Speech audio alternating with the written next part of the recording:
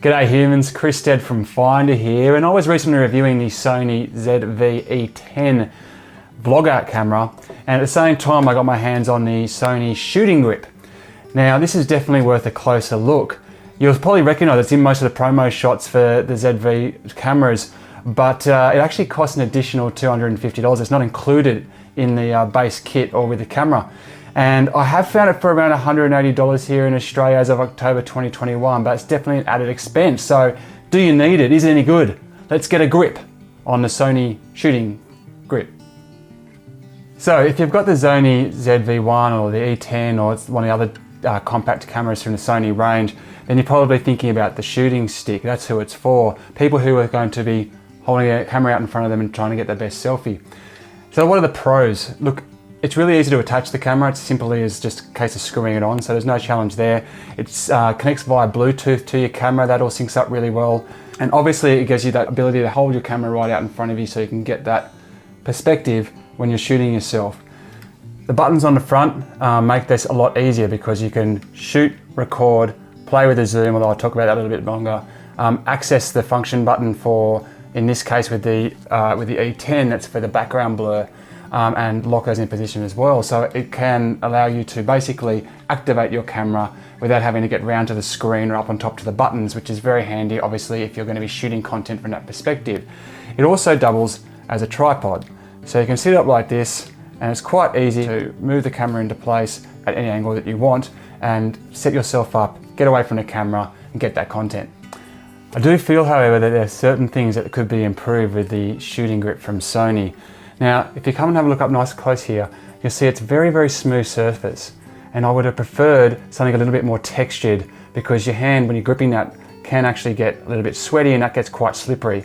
If you add into that as well, I'm holding it in reverse here, but you can see an adult hand comes down quite a fair bit below the actual stick. And so you don't really feel like you've got a good grasp on it. And doubling down on that is the fact that you don't have any sort of strap or nowhere to secure a strap anywhere on here. So when you're shooting, you're kind of okay, but as soon as you put it down and kind of start walking, it feels like it's going to drop out because you've got this kind of top-heavy camera on top. And now the top-heavy camera is another part of the, I guess, not the problem, but it's something to think about because of those aforementioned issues.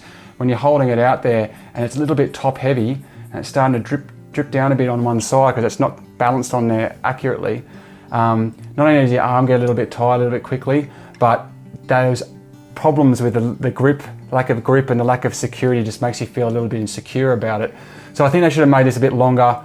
I think they should have added the grip on there, and I'd like some way to be able to tie it to my wrist so that if it does slip out, at least I know it's not plummeting into the ground with my really expensive camera on top.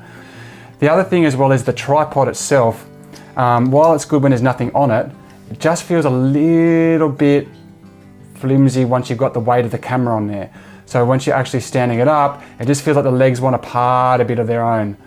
It doesn't on this particular camera. Maybe if you had a slightly weightier one on there though it would, but you don't feel awfully confident about it. And on a very flat surface here, as soon as you're sticking this on rugged terrain, it starts to become a little bit of a problem.